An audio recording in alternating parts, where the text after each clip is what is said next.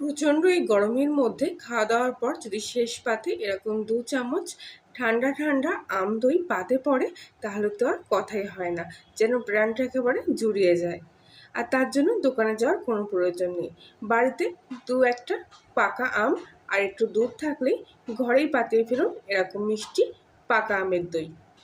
তার জন্য প্রথমে আমি এখানে একটা পাকা আম নিয়ে নিয়েছি। এখানে আমি হিমসাগর নিয়েছি। অবশ্যই চেক করে নেবেন যেন আমটা টক না হয়, একটু মিষ্টি জাতীয় আম নেবেন, তাহলে দইটা খুব ভালো হবে।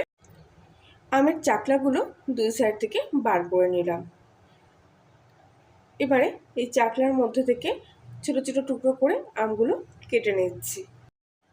সারা বছরই তো মিষ্টি দই কিংবা টক দই প্রায় খেয়ে থাকেন, তবে আমের সিজন ফুরিয়ে যাওয়ার আগে এইভাবে একবার পাকা আমের মিষ্টি দই বানিয়ে খেয়ে দেখুন। একদিন খেলে প্রত্যেক দিনই খেতে চাইবেন। এবারে আমের এই স্লাইসগুলো আমি মিক্সিং জারের মধ্যে নিয়ে নিচ্ছি। আমি এখানে যে হাঁড়িটায় দই পেতেছি সেই দইটায় 500 গ্রাম মতো দই ধরে, আর 500 গ্রাম দইয়ের জন্য একটা বড় সাইজের পাকা আমি যথেষ্ট। সম্পূর্ণ আমটা এখানে পেস্ট করে নেব। আমের পেস্টটা তৈরি হয়ে গেছে। মিহিভাবে এখানে আমটা পেস্ট করে নিয়েছি যেন কোথাও কোনো দানা ভাব না থাকে। খুব কম সময়ের মধ্যেই আমের পেস্টটা এখানে তৈরি হয়ে যাবে। এবারে একটা ছাঁকনির সাহায্যে এই আমের এই পেস্টটা আরও একবার ছেঁকে নেব। এই কাজটা অবশ্যই করবেন, কেননা আমের মধ্যে যদি কোনো আঁশ ভাব থেকে থাকে তাহলে কিন্তু অবশ্যই ছাঁকনিতে এটা ছেঁকে নিতে হবে। আর আপনারা যদি এর চাইতে বেশি পরিমাণে দই বানাতে চান তাহলে সব কিছুর পরিমাণ একটু বাড়িয়ে নেবেন, তাহলে দেখবেন একদম পারফেক্টভাবে মিষ্টি আমের দই তৈরি হয়ে যাচ্ছে। আমের কাপটা এখানে বার করে নিয়েছি। এবারে একটা অন্য পাত্র গ্যাসের চুলায় বসিয়ে এর মধ্যে নিয়ে নিলাম 1 কাপ পরিমাণ মতো চিনি। সামান্য হাফ কাপেরও একটু কম পরিমাণ মতো জলের মধ্যে দিয়ে দিলাম। এবার এই চিনিটা জলের সাথে ভালো করে মিশিয়ে কিছুক্ষণ ধরে ফুটিয়ে নিয়ে চিনির ক্যারামেলটা তৈরি করে নিচ্ছি। এই আমের মিষ্টি দইটা তৈরি করার জন্য আমি এখানে কোনো ফুড কালার ব্যবহার করছি না। তবে দেখতেই পেয়েছেন আমের কাপ বের করার পর অতটাও কিন্তু আমের কালারটা ফুটে ওঠেনি। তাই জন্যে যদি আমি এখানে একটু ক্যারামেল তৈরি করে নিয়ে তারপরে দইটা পাতি, তাহলে দইয়ের কালারটা খুব সুন্দর আসবে, অনেকটা আমের কালার চলে আসবে। তাই কোনো ফুড কালার না ব্যবহার করে এরকম সুন্দরভাবে হালকা ক্যারামেল তৈরি করে দইটা পাতবেন। চিনিটা এখানে ক্যারামেল হয়ে গেছে। এবারে গ্যাসটা একদম সিম আঁচে দিয়ে দিয়েছি। আর এর মধ্যে এবার আমি দিয়ে দেব 2 কাপ পরিমাণ দুধ। 1 কাপ চিনি নিয়েছিলাম আর তার মধ্যে দিয়ে দিচ্ছি 2 কাপ দুধ। এখানে বাজারে যে প্যাকেট দুধ ব্যবহার করা হয় সেটাই আমি দিচ্ছি। আর এই সময় দুধটা খুব আস্তে আস্তে অল্প করে ঢালবেন। যদি একসঙ্গে তাড়াহুড়ো করে সব দুধ ঢালেন তাহলে এটা উতলে যেতে পারে, যেহেতু ক্যারামেলের মধ্যে দুধটা এখানে ঢালা হচ্ছে। তাই প্রথম অবস্থায় খুব সাবধানে দুধটা অল্প অল্প করে ক্যারামেলের মধ্যে ঢালতে হবে। 2 কাপ দুধ আমি এবার এই ক্যারামেলের সাথে খুব ভালোভাবে ফুটিয়ে মিশিয়ে নেব।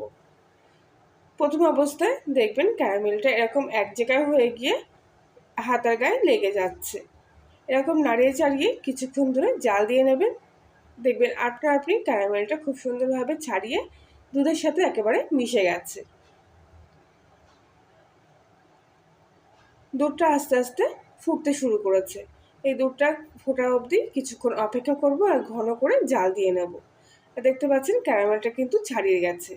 2টো এলাচের দানা এর মধ্যে দিয়ে দিলাম, দইয়ের গন্ধটা খুব ভালো আসবে। তাহলে আশা করছি আজকের রেসিপিটি আপনাদের কাছে ভালো লাগবে। ভালো লাগলে প্লিজ লাইক করবেন এবং কমেন্ট করে জানাবেন, আর যতটা সম্ভব ভিডিওটি শেয়ার করবেন। দুধটা ফুটে গেছে, এবার আমি গ্যাসটা অফ করে দিলাম। এবারে এই দুধটা এই অবস্থায় কিছুক্ষণ ধরে রেখে দেব ঠান্ডা হওয়ার জন্য।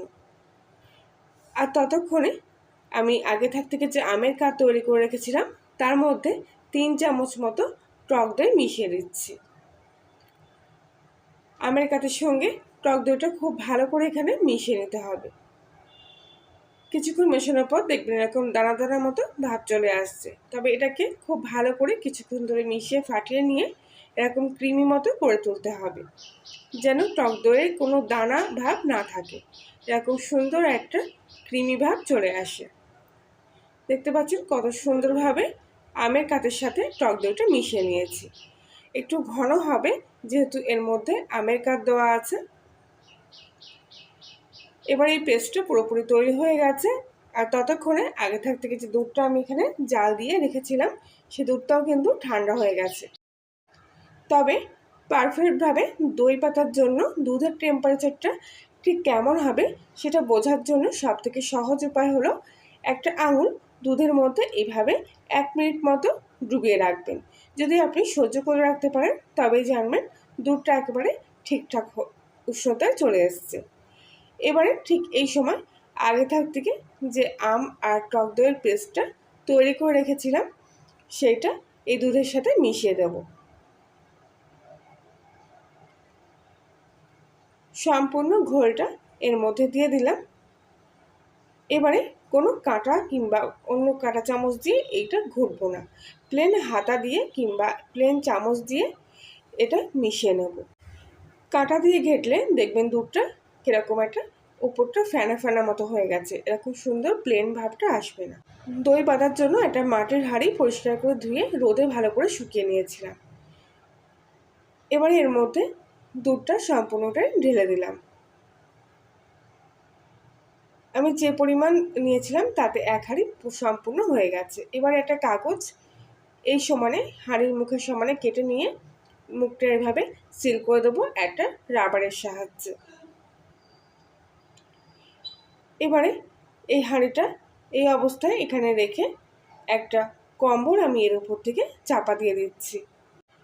চারিদিক থেকে হাঁড়িটা খুব ভালো করে এই কম্বল দিয়ে এইভাবে মুড়িয়ে নিচ্ছি, যেন কোথাও থেকে কোনো বাতাস না প্রবেশ করতে পারে।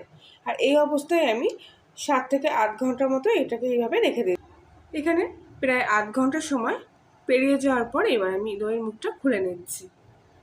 আর দেখুন কত সুন্দর দইটা এখানে বসে গেছে, একদম পুরো থকথকে দই হয়েছে। হাঁড়িটা কাত করলেও কিন্তু দইটা পড়ে যাচ্ছে না।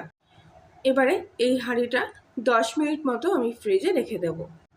গরমের দিনে এরকম ঠান্ডা ঠান্ডা পাকা আমের দই 10 মিনিট পর আমি ফ্রিজ থেকে বের করে নিয়ে এসে কেটে দেখাচ্ছি। দেখুন কত সুন্দর একেবারে থকথকে দই তৈরি হয়েছে, একদম আঠার মতো হয়েছে এই দইটা। গরমের দিনে এরকম মিষ্টি পাকা আমের দই হলে আর কিছুই লাগে না। আর প্রত্যেক দিনের মতো আবারও বলছি, আপনি যদি কলিনের রান্নাঘরে নতুন সদস্য হয়ে থাকেন তাহলে প্লিজ চ্যানেলটি সাবস্ক্রাইব করে পাশে থাকবেন আর পাশের বেল আইকনটি প্রেস করবেন নতুন কোনো ভিডিওর আপডেট পাওয়ার জন্য। তাহলে বন্ধুরা আজকের মতো এই পর্যন্তই, আবার দেখা হচ্ছে অন্য একদিন। সবাই ভালো থাকবেন, সুস্থ থাকবেন, সাবধানে থাকবেন।